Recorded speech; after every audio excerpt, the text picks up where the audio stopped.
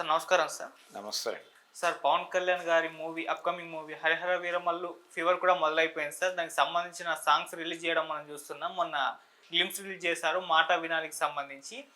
ఇవాళ సాంగ్ అయితే రిలీజ్ అయిపోయింది. మరి సాంగ్ మీకెలా అనిపించింది? అండ్ మొన్న గ్లింప్స్ రిలీజ్ చేసినప్పుడు కేవలం 11 సెకండ్స్ మాత్రమే రిలీజ్ చేశారు సార్. అయితే ఈ 11 సెకండ్స్‌ని హైలైట్ అయ్యి కాస్త సోషల్ మీడియాలో విపరీతంగా వైరల్ కూడా అయింది. సో ఇవాళ సాంగ్ మరి రిలీజ్ చేశారు. మీకెలా అనిపించింది? అంటే పాట వినాలి అనేది కాదండి, మాట వినాలి అనేది పాట. ఈ మాట వినాలి అనే పాట ఆయనే పాడాడు, పవన్ కళ్యాణ్ గారే పాడారు. ఆయన గాయకుడు కూడా. ఆయన గతంలో పాటలు పాడటం మనం విన్నాం. జానీ సినిమాలో పాడాడు, తర్వాత అత్తారింటికి దారేదిలో పాడాడు. అలాగే ఖుషీ సినిమాలో కూడా కొన్ని పాటలు బిట్ సాంగ్స్ పాడిన చరిత్ర ఉంది ఆయనకి. బాగా పాడతాడు కూడా. ఫోక్ మీద కమాండ్ ఉంది అతనికి. అలాగే ఫోక్ రైటర్స్తోనూ వాళ్ళతోనూ కూడా కాస్త ఎక్కువ మింగిలైనటువంటి చరిత్ర ఉంది కంపారిటివ్గా ఇతర హీరోలతో పోలిస్తే. ఈయన మాస్టర్జీతోనూ అలాగే గద్దర్ గారితోనూ కొంత దగ్గరగా మసలినటువంటి సందర్భాలు ఉన్నాయి పవన్ కళ్యాణ్. అందుకని మ్యూజిక్ పట్ల, రిథం పట్ల కొంత పట్టుంది అతనికి. అయితే ఈ పాట విన్న తర్వాత కొంచెం ఫామ్ తప్పాడినా అనిపించేలాగా ఉంది. కొన్ని చోట్ల గమకాలు ప్రాపర్గా పలకలేదు, కొంచెం చిన్న తడబాటుకు గురయ్యాడు. అంటే ఈ మధ్య ఆయన ఆ ఏరియాలో లేకపోవడం వలన జరిగిన ఇబ్బంది ఏమో అనిపిస్తుంది. మ్యూజిక్ డైరెక్టర్ గారు కొంచెం ఒక టైం తీసుకుని ఇంకొక టేక్ చేద్దాము, లేకపోతే ఇంకొంచెం ఒక రోజు ప్రాక్టీస్ చేసి రేపు చేద్దాము, ఇలాంటివి ఏదన్నా అని ఉండకపోవచ్చేమో అని కూడా అనిపించింది. ఎందుకంటే ఆయన ఉన్న షెడ్యూల్ రీత్యా వచ్చినప్పుడే పని కానిచ్చేస్తే పోతుంది అనేటువంటి అభిప్రాయంతో లాగించేశారా అనిపించేదిగా ఉంది పాట. కాకపోతే పవన్ కళ్యాణ్ పాడటం అనేది ఒక అడ్వాంటేజు, పవన్ కళ్యాణ్ పాడుతూ ఉండగా వినటం అనేది ఒక అడ్వాంటేజ్. చాలా గ్యాప్ వచ్చేసింది. ఈ గ్యాప్లో ఇది పవన్ కళ్యాణ్ ఫ్యాన్స్ని సినిమా వైపు డైవర్ట్ చేసి సినిమా కోసం ఎదురు చూసేలాగా చేయటం అనేది ఈ పాట రిలీజ్ చేసినప్పుడు రత్నం గారి వ్యూహం. అదైతే వర్కౌట్ అయింది.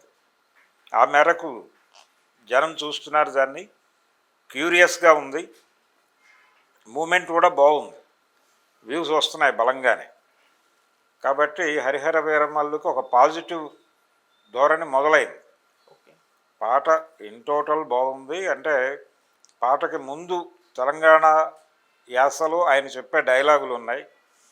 పాట కొంచెం ఉత్తరాంధ్ర పద్ధతిలోనే వెళ్ళింది, ఎందుకంటే ఆయనకు అలవాటైన స్టైల్ కాబట్టి దాన్ని అడాప్ట్ చేసి పాట నడిపారు. మన ఇక్కడ ఈ మధ్య కాలంలో ఫోక్ సాంగ్స్ రాస్తున్నటువంటి రైటర్తోనే రాయించాడు, పెంచల దాస్తో రాయించారు తెలుగులో. కీరవాణి గారు సంగీతం. కీరవాణి కూడా ఈ పాటకి ఇంకా ఆయన జనరల్గా ఫోక్ చేసేటప్పుడు కొంచెం వినయంగానే పెడతాడు. అదే పద్ధతిలో ఓవర్ బీట్ లేకుండా డిజైన్ చేసి పాటని నీట్గా ప్రజెంట్ చేశారు, బాగుంది. కాకపోతే అదొక్క చిన్న వెలితి. పవన్ కళ్యాణ్ ఇంకొంచెం కాన్సన్ట్రేట్ చేస్తుంటే మంచి పాట అయ్యేది అది డెఫినెట్గా. అది ఒక వెర్షన్. అయితే ఈ సినిమా ఔరంగజేబ్ కాలంలో నడుస్తుంది ఈ కథ. ఔరంగజేబు ఢిల్లీ పాలకుడిగా ఉన్న రోజుల్లో ఇక్కడ నవాబుల పాలన, గోల్కొండ నవాబుల పాలన నడుస్తున్నటువంటి సమయంలో ప్రజల కష్టాలు పట్టించుకొని ప్రభుత్వాల మీద తిరగబడేటువంటి, ఇక్కడ ప్రభుత్వము అనగా ఇక్కడ నవాబులు, అక్కడేమో ఔరంగజేబు మీద విస్తృతంగా ఒక ప్రచారం జరిగిపోయింది. ఏమని జరిగింది? ఆయన చాలా దుర్మార్గమైన పాలకుడు అని ఎస్టాబ్లిష్ చేస్తూ శివాజీ క్యారెక్టర్ని హైక్ చేయటం కోసం ఔరంగజేబు క్యారెక్టర్ని ఎంత దిగజార్చాలో అంత దిగజార్చినటువంటి చరిత్ర అందరి బుర్రల్లోకి విపరీతంగా ఎక్కేసి ఔరంగజేబ్ అంటే విలన్ అనే వాతావరణం తీసుకొచ్చేసినటువంటి నేపథ్యంలో ఔరంగజేబ్ కాలంలో ఔరంగజేబ్ మీద తిరగబడ్డటువంటి ఒక యోధుడు అనేసరికి దీని ఇంపాక్ట్ ప్రస్తుతం ఆడియన్స్ అంటే ప్రేక్షకులు, ప్రజలు అందరి మనసుల్లో స్థిర నివాసం ఏర్పరచుకున్నటువంటి ఒక అంటే ఔరంగజేబుకి వ్యతిరేకంగా ఉన్న భావాలకి ఔరంగజేబుని వ్యతిరేకించి ఔరంగజేబుని తాట తీసినటువంటి హీరోగా గనక పవన్ కళ్యాణ్ని చూస్తే వీళ్ళ హృదయాలు పులకించి అది వసూళ్లుగా కన్వర్ట్ అయ్యి ఈ సినిమా బాక్సాఫీస్ దగ్గర కొత్త రికార్డులు క్రియేట్ చేస్తుంది అనే ఒక బిలీఫ్తో డిజైన్ చేసినటువంటి కథ ఇది. ఓకే. నిజానికి ఔరంగజేబు నిజంగానే అంత దుర్మార్గుడా అంటే ఔరంగజేబు చివరి రోజుల్లో నెమ్మదిగా ఆయన అధికారం దెబ్బతింటం మొదలైంది. ఇతర దేశాల నుంచి ఇతర దేశాల వర్తకులు భారతదేశం మీద కాన్సన్ట్రేట్ చేసి చొచ్చుకుని వచ్చే ప్రయత్నం సీరియస్గా కాన్షియస్గా జరిగింది ఔరంగజేబు చివరి రోజుల్లోనే. అది ఫ్రెంచ్ వారు కావచ్చు, మరొకళ్ళు కావచ్చు, ఇంగ్లీష్ వారు కావచ్చు, ఫైనల్గా ఇలా పోర్చుగీస్ వాళ్ళు వచ్చారు ఇక్కడికి. వీళ్ళందరూ వస్తున్నటువంటి ఎరా అది ప్రారంభం. అందుకని ఆయన ఔరంగజేబ్ సహాయం కోసం వాళ్ళ గురువు వచ్చాడు ఒకసారి. ఔరంగజేబుకి ఉర్దూ వ్యాకరణం అవి నేర్పాడు ఆయన. ఆయన వచ్చి శిష్యుడిని కలవటం కోసం లోపలికి లెటర్ పంపించారు. ఆయన రియాక్ట్ కాలేదు. ఫైనల్గా ఎదురు చూసి వెళ్ళిపోయాడు. వెళ్ళిపోయిన తర్వాత ఈయన గురువుగారికి ఉత్తరం రాశాడు.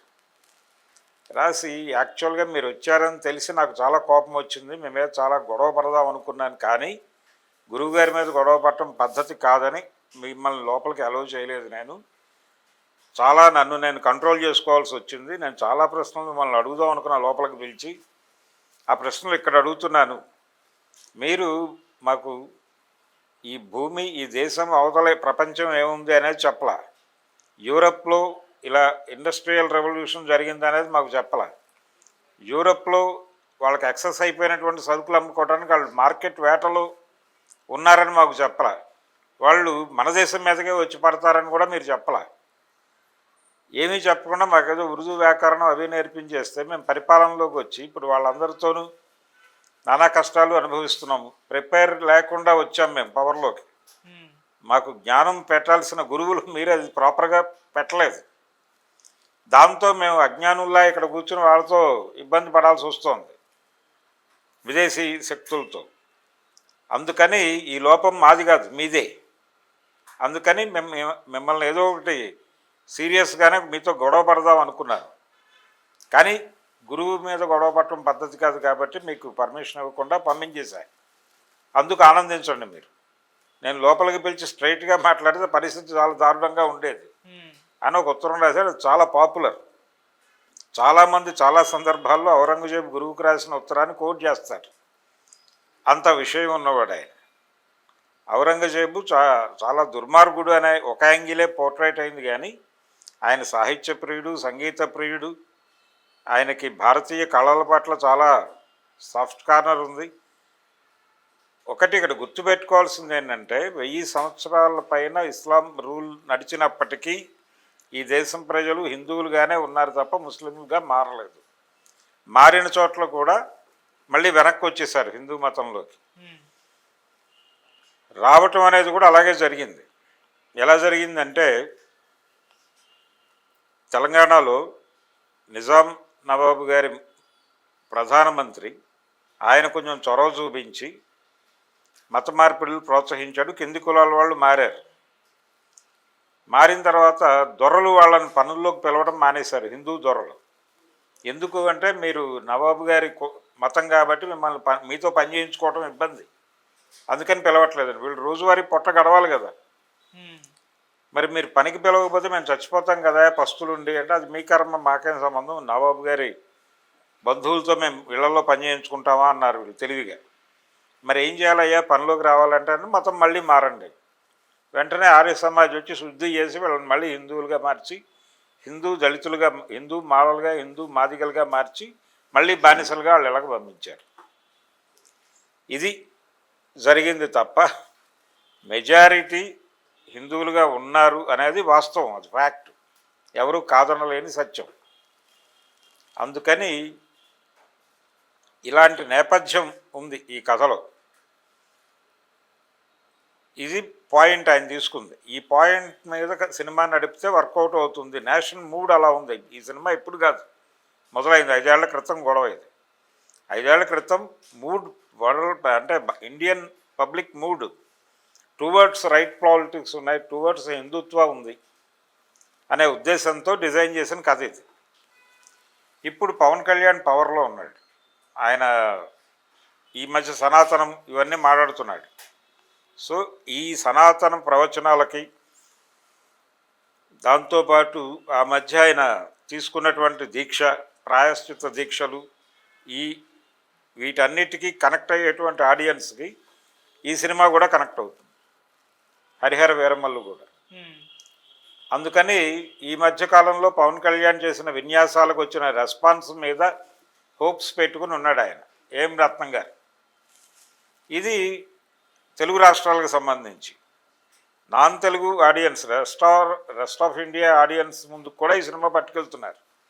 ఎందుకు పట్టుకెళ్తున్నారంటే ఇది ఔరంగజేబుకి వ్యతిరేకంగా జరిగిన ఉద్యమం కాబట్టి మెజారిటీ హిందూ ఓటర్లు ప్రేక్షకులుగా మారి మన గల్లాపేటలో డబ్బులు వేస్తారు అనేది ప్రోగ్రాం. ఓకే, అందుకని ఈ సినిమాని పాన్ ఇండియా లెవెల్లో రిలీజ్ చేస్తున్నారు. అన్ని భాషల్లోనూ ఈయనే పాడాడు. ఇది ఒక ప్లస్ పాయింట్ నిజానికి. అన్ని భాషల్లోనూ పాడటం అనేది చిన్న విషయం కాదు. ఈయనకు సహకారం అందించి ఉండొచ్చు, ఒక హెల్ప్ తీసుకుని అక్కడ లాగించేసి ఉంటాడు ప్రతి లాంగ్వేజ్. అయినప్పటికీ ఆ మేరకు సాహసం చేయటం పవన్ కళ్యాణ్ ప్రత్యేకత అనే చెప్పాలి.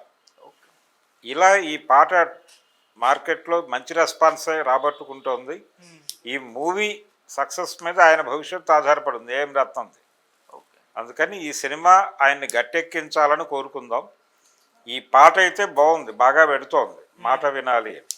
ఈ మాట వినాలి అనగానే పొలిటికల్ ఏరియాలో కూడా స్పెక్యులేషన్స్ మొదలైపోయినాయి. ఎవరు మాట వినాల్సింది, ఎవరు వింటలేదు, చంద్రబాబు ఎవరి గురించి పాడుతున్నాడు పవన్ కళ్యాణ్ అని కూడా మొదలైపోయింది చర్చ. ఎవరు మాట వింటలేదు, ఎవరు మాట వినాలని డిమాండ్ చేస్తున్నాడు. ఈ పాత్రను అడ్డం పెట్టుకుని ఎవరి మీద పొలిటికల్ వార్ చేస్తున్నాడు ఆయన. అది జగన్నా లేకపోతే చంద్రబాబుని టార్గెట్ చేస్తున్నాడా అనే చర్చ ఒకటి జరుగుతుంది. ఆయన మోడీని కూడా టార్గెట్ చేయొచ్చు, కానీ ఆ మాట అనడానికి ఎవరు సాహసించటం లేదు. కానీ ఒక టార్గెట్ చేస్తున్నటువంటి మెటీరియల్ దీనిలో ఉందనేది భావిస్తున్నారు. ఆయన అన్నది జస్ట్ మాట వినాలి అని. మాట వినాలి అనేది వార్నింగ్ ఇట్ సెల్ఫ్ అనేటువంటి చర్చ జరుగుతోంది. చూద్దాం. ఫైనల్గా పాట అయితే అట్రాక్ట్ చేసింది, ఓకే, ఒక క్యూరియాసిటీ క్రియేట్ చేసింది, ఆడియన్స్ ఇంట్రెస్ట్ని గ్రాప్ చేయగలిగింది. కానీ సినిమా పరిస్థితి ఏంటి అనేది చూడాలి. ఓకే, అంటే ఇప్పటికీ నేషనల్ మూడ్ అలాగే ఉందా, కొంత తగ్గిందా, కొంత వెనకతట్టు పట్టారా? 63 సీట్లు బీజేపీ కోల్పోయినటువంటి ఒక నేపథ్యంలో చిగురించిన ఆశలు ఈ దేశం కాషాయ దళం నుంచి బయటపడబోతోంది అనేటువంటి ఒక అభిప్రాయం కలిగింది. కానీ ఏ మేరకు ఉంటుంది అనేది చెప్పలేము. ఎన్నికల టైంకి ఏదైనా జరగచ్చు, ఏ మేరకలైనా జరగచ్చు. బలమైన ప్రత్యర్థి లేనప్పుడు కూడా ఆ పార్టీకే వెళ్తారు జనాలు. ఇలాంటి ఏదైనా ప్రమాదం జరగచ్చు. ఇది పవన్ కళ్యాణ్కి పొలిటికల్ గెయిను అలాగే సినిమా గెయిను రెండిటి కోసం ఈ హరిహర వీరమల్లు క్యారెక్టర్ని డిజైన్ చేశారని అయితే ఈ పాట చూసాక అర్థమైంది. Thank you so much sir. Thank you.